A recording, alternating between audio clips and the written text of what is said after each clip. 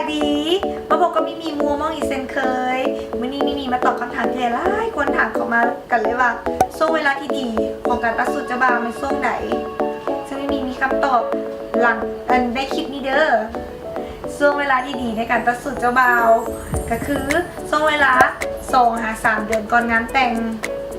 หรือว่าหลายกว่านั้นยิ่งดีเป็นอย่างคือว่าเป็นช่วงเวลานั้นกำลังดียังเลยไม่มีคิดถึงการจัดงานที่มีเคยได้รับลูกค้าตัวจริงเนาะ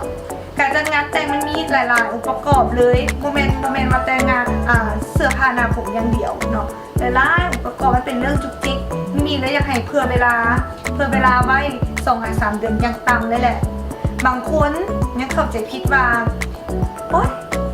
เผื่อเวลาจักเดือนหนึ่งก็พอแหละก่อนมือแต่งอะนะสมมติว่าดองเดือน12ซะตั้งเดือน11ก็ได้แหละเพราะว่าเหลือเวลาตั้งเดือนหนึ่งอันที่จริงแม่เข้าใจผิดเด้อไม่มีสิมาใจแย่สุฟังว่าเป็นอย่างต้องเผื่อเวลา2-3 เดือนอย่างต่ำเลยสมมติว่าทานนี่จะแต่งงานเนาะเดือน11ออกพรรษานี่ทานคิดว่าทานควรจะตัดสูตรในเวลาใดถ้ามิมีจะแนะนำว่าตัดสูตรก่อน2-3 เดือนคือมีรอบก่อนเนาะสมมติว่างานเดือน11เนาะก็ตัดสูตรประมาณเดือน9 หาเดือน8เพื่ออย่าง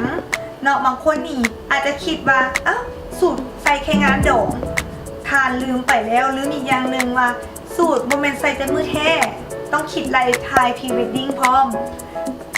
สมมติว่าเอาดองเดือน11เนาะที่มีว่าถ่ายเอาอาจจะจองคิวถ่ายรูปได้ก่อนมื้องานอาจจะเดือน1 หรือ 2 เดือนแล้วแต่เขาจองได้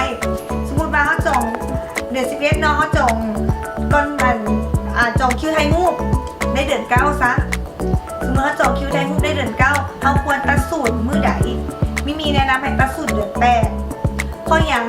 ราะว่าเขาต้องสุดเขาต้องแล้วทุกอย่างเขาต้องแล้วก่อน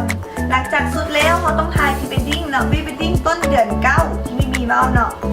ต้นเดือน9แมนยูว่าถ่ายพรีเวดดิ้งนี่แค่2-3 วันแต่ว่ากว่าเขาจะได้งูเข็มและสมมติว่าเขาเหลือเวลาหลายกว่าจะฮอดเดือน11เหลือเวลาตั้ง2 เดือนเขายังมีเวลาได้ไปแก้เกี่ยมมันอื่นอีกหลายๆอย่างเพราะว่างานดองคือมีว่าอะไรมันโมมีแต่อย่างเดียวมันต้องได้มีหลายอย่างองค์ประกอบเจ้าภาพเด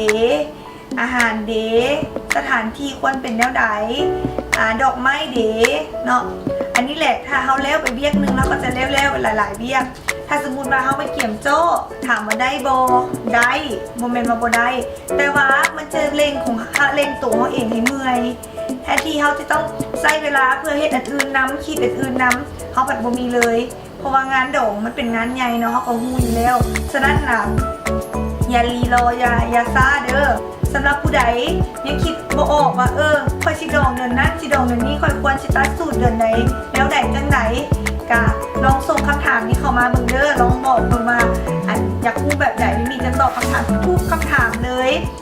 บอกว่าจะส่งเข้ามาอินบ็อกซ์หรือว่าก็คลิปนี้ก็ตามส่งเข้ามาเด้อหรือว่าผู้ใดยังมีคำถามใหม่ๆนอกจากคำถามตัวนี้ก็ส่งเข้ามาได้สำหรับคลิปนี้มีไปก่อนเด้อบ๊ายบาย